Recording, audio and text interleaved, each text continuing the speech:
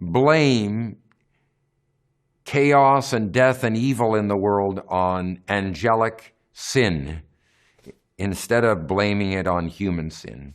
And the Bible clearly puts the blame on humans. Genesis 3 shows how sin came into the world. We live in a world that is troubled by chaos, by death, by evil, by sin, by selfishness, by all kinds of corruption.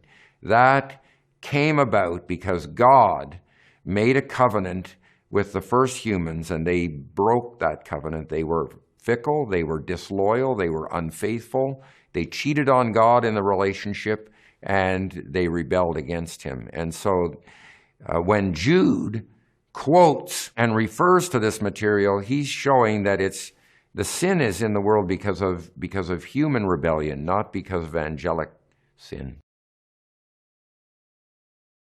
God did not spare the angels who sinned, and he delivered Noah, and he did not spare the cities of Sodom and Gomorrah, and he rescued Lot. So there are two examples joined by the word and each example has two parts, a negative part and a positive part, a negative part and a positive part. So when Peter is talking about the angels who sinned, he's very clearly talking about Genesis chapter 6 because this is connected with the story of Noah. Some people say, well, no, he's not talking about Genesis 6. Well, then my question to them is, if Peter is trying to encourage his readers from well-known stories in the Old Testament, and if the angels who sinned is not Genesis 6, then where else is the story? There is no other story in the Old Testament that it could be referring to. Some people think that it's the fall of Satan, but as we're going to see when we talk about that, there is no story in the Old Testament that describes the fall of Satan.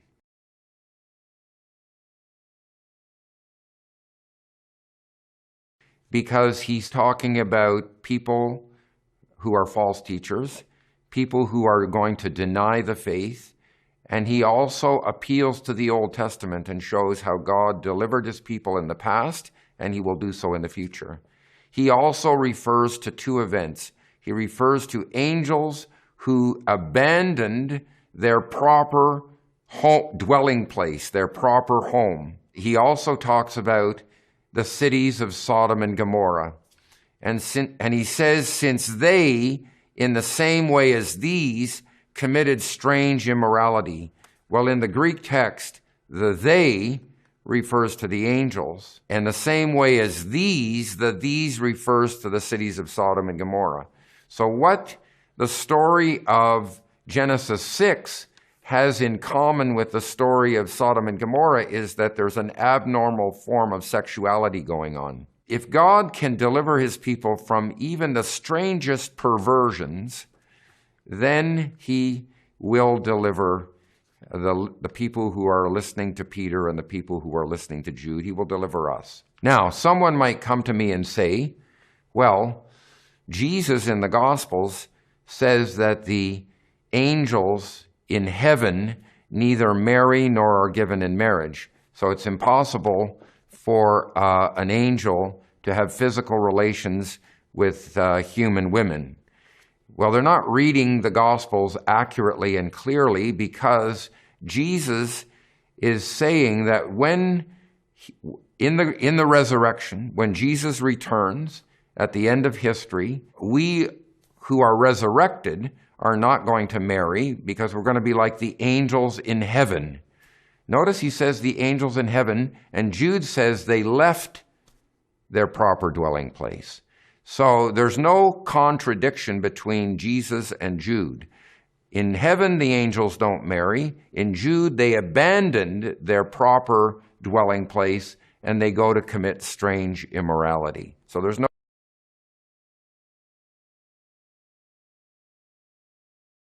Nephilim were there before the angels and the humans cohabited, and they were there after. And it's making a brief comment that they were the ancient heroes. In this case, what Moses is doing is he's demythologizing the Nephilim. You notice, one of the things that we should notice is the text doesn't tell us who the Nephilim were. What does that mean? Why doesn't the text tell us who they were? Because they were well known to the first readers of this text.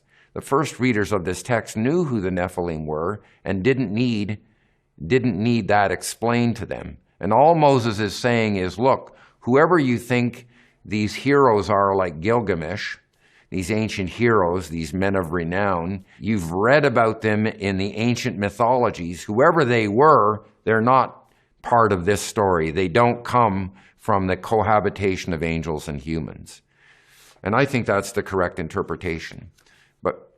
But the problem is, this has been a difficult text to interpret. And it has not always been interpreted correctly down through the centuries.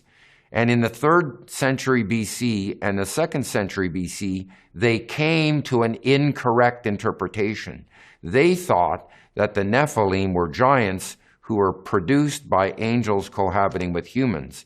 And this got into the book of Enoch. And Paul warns his readers against this because he says in his letters to Timothy, don't argue over endless genealogies and foolish myths. This is a direct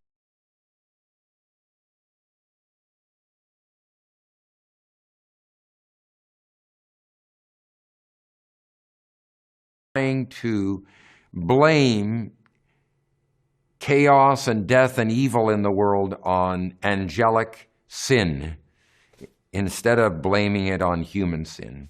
And the Bible clearly puts the blame on humans. Genesis 3 shows how sin came into the world. We live in a world that is troubled by chaos, by death, by evil, by sin, by selfishness, by all kinds of corruption. That came about because God made a covenant with the first humans, and they broke that covenant. They were fickle, they were disloyal, they were unfaithful, they cheated on God in the relationship, and they rebelled against him. And so when Jude quotes and refers to this material, he's showing that the sin is in the world because of human rebellion, not because of angelic sin.